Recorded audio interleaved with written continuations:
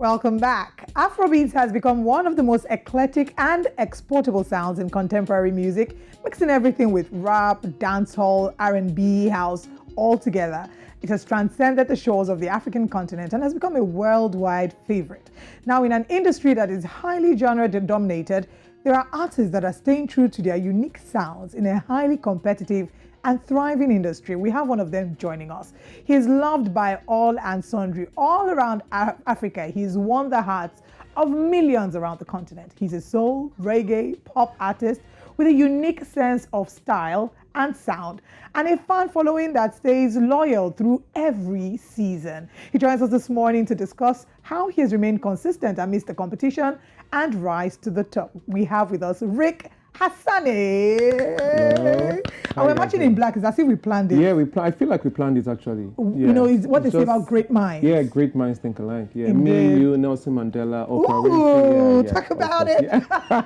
It's so good to have you, Ric. Same, always. First of all, I must say congratulations on your recent awards. You won 2 awards, I think it was 2 days ago. Yeah. Tell us about it. Incredible, man. Like, I was really pleased to win those awards. Was Best Pop Vocal and Best Pop Single.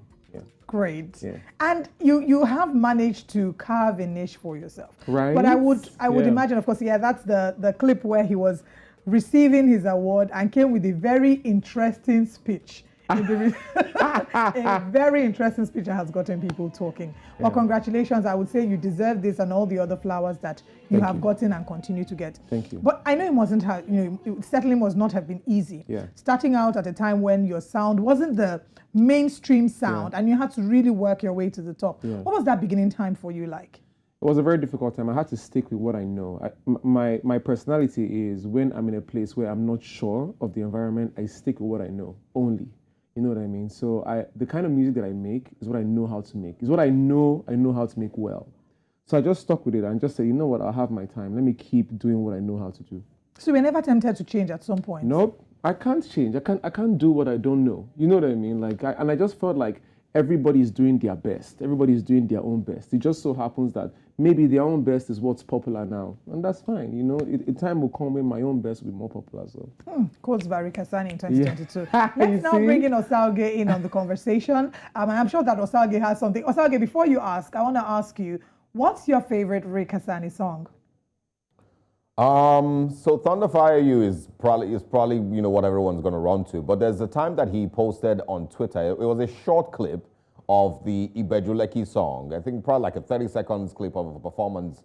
And I had to go search for the song. For me, that is one of my favorite Ric Hassani songs. I just love the lyrics and just the vibe that the song gives, basically. So that would be it for me. I'm not sure if a lot of people are going to say the same thing, but that's it for me. I can't relate to you what you are saying, but I would say that my own is a song that a lot of women love, which is Gentleman, because I deserve a gentleman. Thank you for the reminder. Over to you, Osalge. All right, so I want to talk about what it has been like, because you're one of those who has been in the industry without necessarily coming into one of the major record labels, right? So you've gotten and you've gotten a reasonable amount of success so far. How did that journey go? And were you scared at first? Were there serious trying times for you making your way to the top without being backed by any of the major record labels? Oh yeah, man. I mean, I'm always scared, but you just have to do it afraid. You know what I mean? Sometimes the fear motivates you. I allow the fear to motivate me. The fear of failing or the fear of going back to where I was or the fear of remaining in the same place. You know what I mean? It has been difficult. Even for those signed to a label, it's still difficult. You just have to choose your own difficult. You know what I mean? So all I know is I've just been running. I've just been doing everything I can at every stage that I find myself. And I've just been connecting. It's like I've been building a brick wall, right? You build a brick wall with small bricks. You don't build a brick wall with a brick wall. It never starts off as a brick wall. It starts with small bricks. So all I know is I'm making my small bricks and I'm laying them perfectly. Eventually, it will be a brick wall. Wow. Let's talk about Ric Hassani's journey and how you've been able to move from Nigeria into the African continent. You have become a continental sound. How are you able to achieve this, Ric? Man, it's just work, and it's really just grace of God. It's really just a lot of thinking. I feel like I always tell like other artists, like you already have the gift, you already have the talent. Now you have to use that talent to get what you want. I wanted to be an African star. I never really started out trying to be a Nigerian star because I felt like I don't know. I just knew pretty early on that I was going to appeal more to like the outside world, to be honest. Outside of Nigeria. So I was pushing to be an African star. So I was a little bit intentional, but also a lot of grace went into it as well. All right. The African gentleman, of course you are. Yeah. Let's talk about your creative process. Take us through your creative process. Oh wow, I watch a lot of movies. I watch a lot of movies. Before a studio session, you might see people doing voice training. Me, I'm watching movies to be inspired to know what I'm going to go into the studio and make. I watch a lot of movies. I watch a lot of documentaries. If I want to write about love, I watch a lot of love documentaries, relationships. Excuse me. Something I do also is I watch wedding proposals online. That's my secret, to writing love songs. I watch when a man is proposing to a woman, real life, on maybe YouTube or Instagram. I'm very inspired by those kind of things. That's Okay, pretty impressive. okay. That's pretty impressive. Hopefully you'd have one, that Rick can come and watch soon and be inspired by. Oh, I also have my friends send me their love stories too. Yeah. Oh, nice. Yeah. That's pretty interesting. Okay, I want to talk about, you've taken a break in the last long while. We've not heard any music from you. So tell us about, why that break has happened, and also you have a forthcoming concert. Give us any insights into that also. Oh yeah, about the break, I give myself a lot of grace. I don't push myself. I have to feel led to do something. I have to feel led to put out music. I don't just put out music because I can. Every time I put out music, it's a serious situation. You know what I mean? Like even if I've been quiet for a while, I come out with a thunder fire. I come out with something real. So I give myself a lot of grace because I'm a human being. I'm not a machine. I have to allow myself live. And my songs are real. They are real expressions. My songs are not just, oh, let's go. It's real. So I give myself time and grace to live.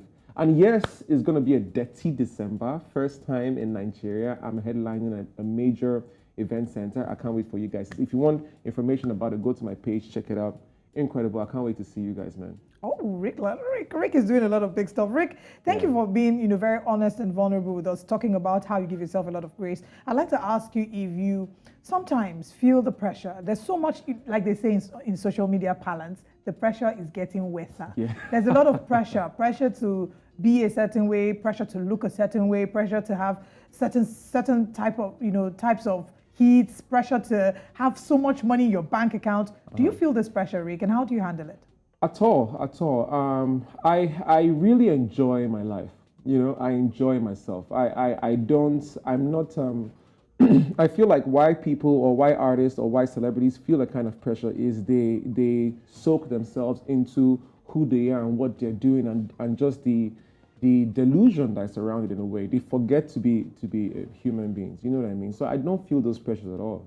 I really enjoy my life. Like aside that I sing and I make music, I really am interested in myself and my growth and my existence as a human being, So I really enjoy, I don't feel any pressure at all. I'm telling you, I really don't. Wow, that's the level of unbothered I aspire to be. I really don't, man. I don't. Yeah. Just before we go, I want you to speak quickly on some other, people in the business that you've, because I saw Johnny Drill post something about, your friendship and your journey so far.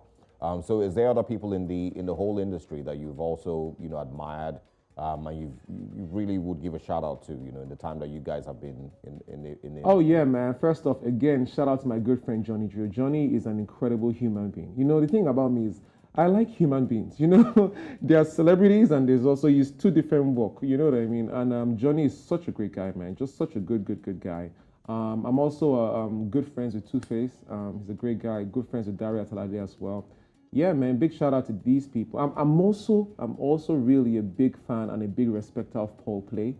I feel like Paul Play is not given enough credit in the industry because he's a legend, So I wonder when next I'm going to be able to watch Paul Play perform. I wonder when next we are going to be able to watch Paul Play perform on the 15th of December in Terra Culture. I'm wondering when next we can see him on the 15th of December in Terraculture at a Ric Hassani Wow. show. You know what I mean? I'm thinking, Wow.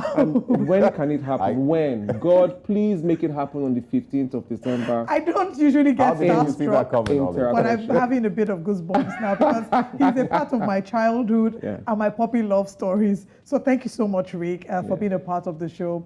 And well done. We wish you all the best with your projects going forward. Thank you.